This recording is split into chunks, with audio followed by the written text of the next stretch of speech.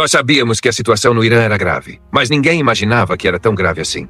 Um novo relatório de médicos que estavam em Teherã acaba de revelar algo chocante. Em apenas 2 dias, mais de 16 mil pessoas morreram e 300 mil ficaram feridas durante a repressão do regime.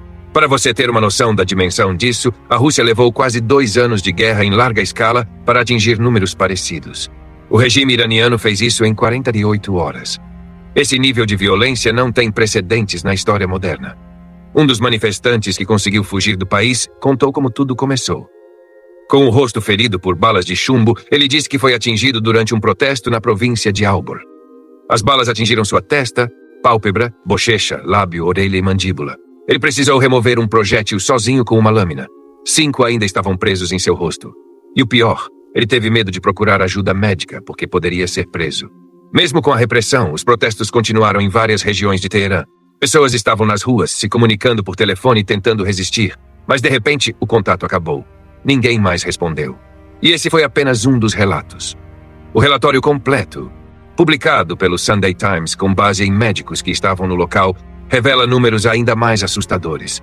Mais de 16.500 mortos. Mais de 300 mil feridos.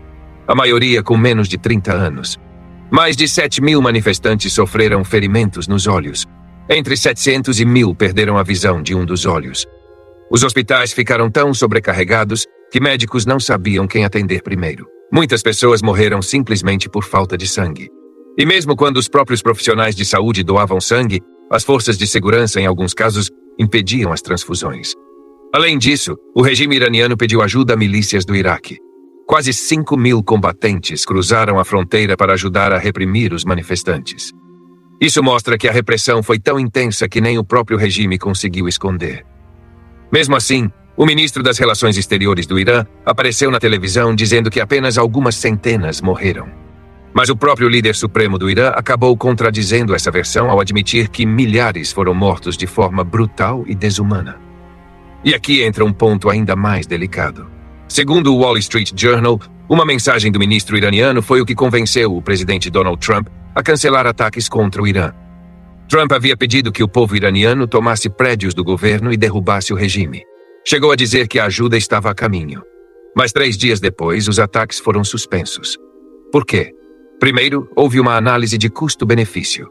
Os militares dos Estados Unidos avaliaram que um ataque não garantiria mudança de regime. Diferente de operações anteriores, as forças iranianas estavam espalhadas por mais de 100 cidades. As instalações não estavam concentradas em poucos alvos. Ou seja, o risco era alto e o resultado incerto.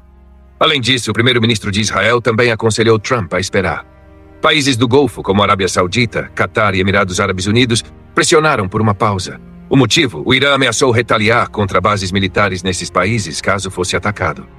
Para piorar, o ministro das Relações Exteriores iraniano enviou uma mensagem dizendo que poderia negociar o programa nuclear se os Estados Unidos não atacassem. Isso esfriou a situação. Dentro da própria administração americana houve divisão. Alguns apoiaram os ataques, outros defenderam sanções e pressão econômica. Enquanto isso, porta-aviões, navios e tropas continuaram sendo enviados ao Oriente Médio. Mais de 30.000 soldados americanos estão posicionados na região. Não apenas para atacar, mas para se proteger de possíveis retaliações. Ou seja, mesmo sem ataques diretos, a tensão continua altíssima. E é exatamente por isso que acompanhar esse tipo de notícia é tão importante. Aqui no canal, nossa missão é trazer análises claras, diretas e sem filtros sobre os principais conflitos do mundo. Ao longo dos próximos 12 meses, você vai encontrar aqui conteúdo que te ajuda a entender o que realmente está acontecendo por trás das manchetes. Guerras modernas não acontecem só com tanques e mísseis. Elas também acontecem com informação, narrativa e poder político. E quem controla a história, controla a percepção do mundo. Se você quer continuar bem informado, entender geopolítica e não ser manipulado por versões simplificadas, já sabe o que fazer. Se inscreva no canal, ative as notificações e acompanhe os próximos vídeos.